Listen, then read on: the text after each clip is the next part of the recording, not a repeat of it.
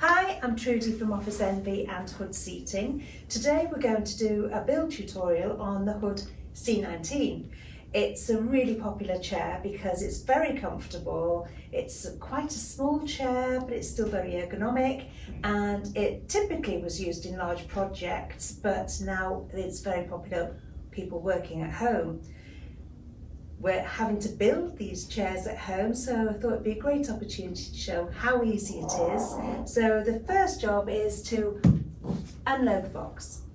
So we're all unpacked. Here we have the assembly instructions, how to adjust the chair and sit properly. And to build the chair, we have the Allen key.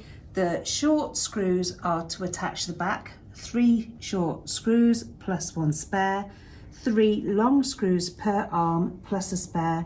If you're wondering what the blue spots on the screws are, it's a glue that melts under the heat of the pressure as you screw them in, and it stops them from working their way loose. You can still undo them if you want, but it just makes sure that your chair is robust. Instruction steps 1 to 3, super easy. We're having the base.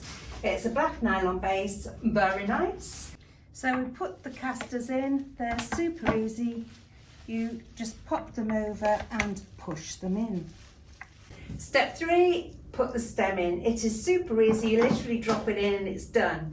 On this particular job build, I know that I'm selling this to a lady who's particularly petite. She's under 5 foot, so I'm putting the extra short stem in, and it will just drop the seat down by 1 inch. Just because we're not our standard heights, you know, we deserve to sit ergonomically. You can see the difference between the short and standard stem. We also have the tall stem for anybody over 6'2". It sits a little higher in the 5-star base, but basically it gives an extra inch on the seat height again. I'm going to do step 4. Instead of putting the seat on the 5-star base, I'm going to do it on the table so we can see clearer.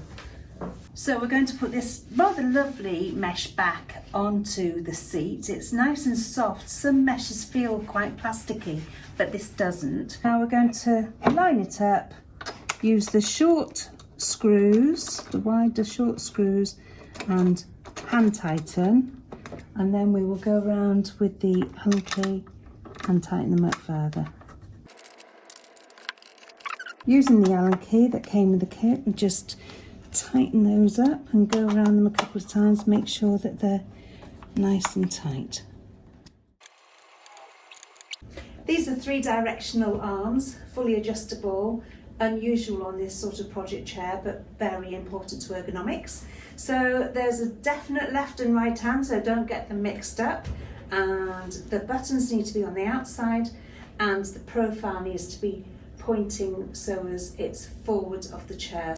So here we have a left arm. It's got the button that takes it up and down. The pad goes forward and backwards, and it also tilts in. So when you are using your keyboard, all of your forearm is supported, and it's so important for ergonomics to have these features. On a project chair like this, it's quite unusual. So let's put this on. It's 3 of the long screws, and make sure that the button's on the outside and the angle is pointing forwards. Again, we're going to hand tighten these screws. I've actually got the armrest in as tight as I can to the chair because it's a petite person that this is for. 1 centimetre this side, 1 centimetre that side, and it makes a difference. Then we'll tighten it with the Allen key. Next arm, so we're making sure that the button's on the outside and this angle is towards the front. Keep your Allen key, so if it ever works its way a bit loose or needs tightening up, you literally just tighten it up. Keep it in tip-top working condition.